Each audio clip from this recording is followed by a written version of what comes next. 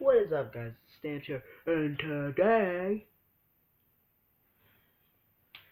I got another episode of five true, scary, sleepy over stories, horror stories for you. Another episode. Right, 1 second. Ugh. Okay.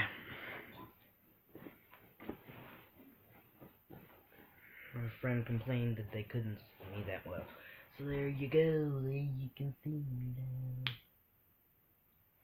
Here you go. Area. In around second grade, my best friend, who shall be known as Celia, began complaining to me about very strange things happening in her household. The first thing that she pointed out to me was a smallish hole that was forming in the walls of her unfinished basement. The walls were made out of a sort of brick, cinder block material, and the hole was forming the mortar, but expanding as if the bricks were crumbling. I remember asking Celia if her parents knew about this, and she said they did, but weren't worried. Fast forward some odd years, and around 4th or 5th grade, the hole had only become larger over the years, and we could now fit a great deal of our arms into the hole. As far as my arm could go, we couldn't fill the end of the hole, and couldn't explain why it would corrode deeper, but not get much bigger in girth. At this point, Celia also told me that she began hearing voices in her basement, and that she believed most of it was coming from the hole. I never heard any of these sounds when I would visit her house, but considering we were only 10 years old when this happened, I totally believed her. We frequently had sleepovers on the weekends, which is when I was usually exposed to all of the creepy things wrong at her house. Her family was kind of strange in the fact that they had an abnormal amount of animals. They had at least 6 cats and dogs, a few rabbits, birds, lizards, snails, frogs, fish, etc.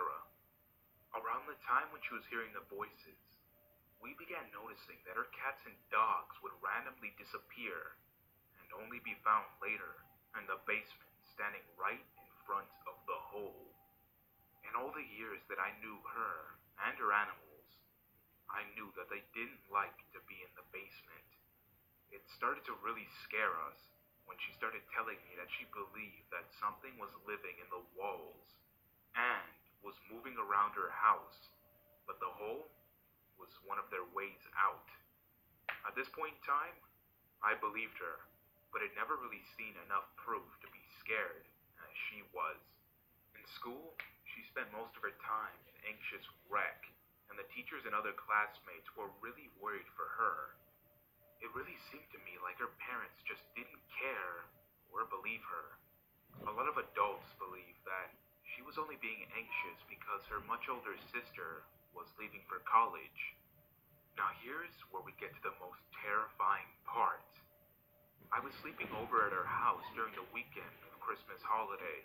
A slight note about Celia's room is that she has a huge collection of stuffed animals of all sizes, clearly because of her family's love of animals. Anyways, the first night we were sleeping in her bedroom that night, and when we woke up in the next morning, we immediately saw that every stuffed animal, normally strewn about everywhere, was neatly arranged in a pile about 4 feet high. Every single one of them were facing us and staring right at us. I still don't believe now, and didn't at the time either, that someone or Celia could have moved all those toys. I have always been an extremely light sleeper, and some of the animals were on top of a very large wardrobe. We both knew that whatever Celia believed to be living in the walls had to have been responsible for this. We put back all the animals very carefully and never told her parents. I sort of wished we had now. Since I was staying the entire weekend, we went again to sleep that night in her bed. We woke up around the same time when it was was still dark out.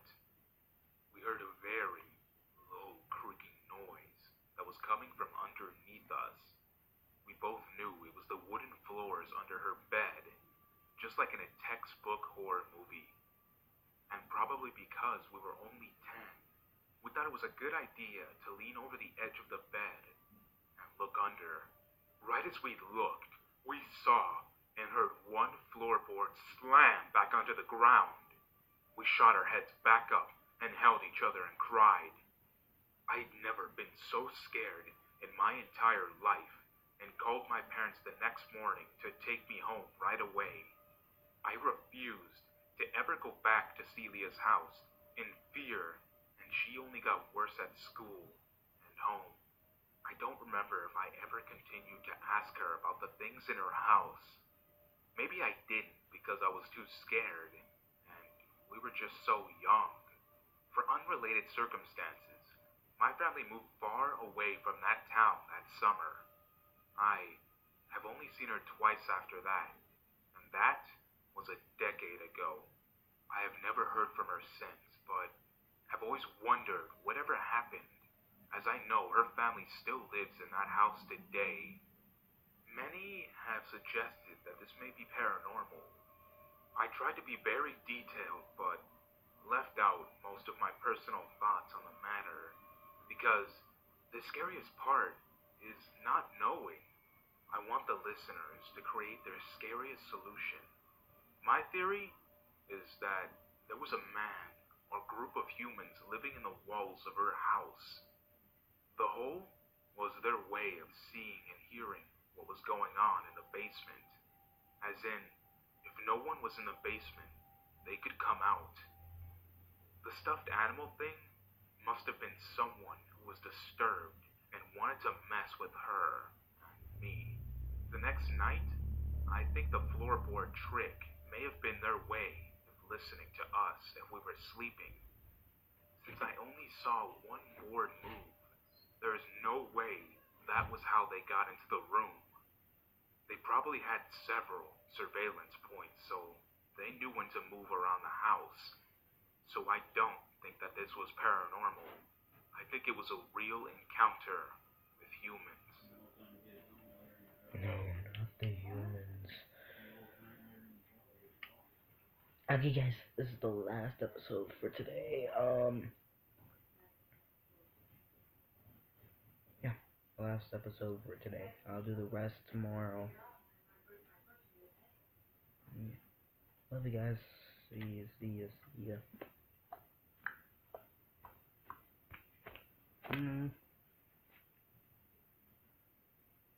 Work. Okay, bye.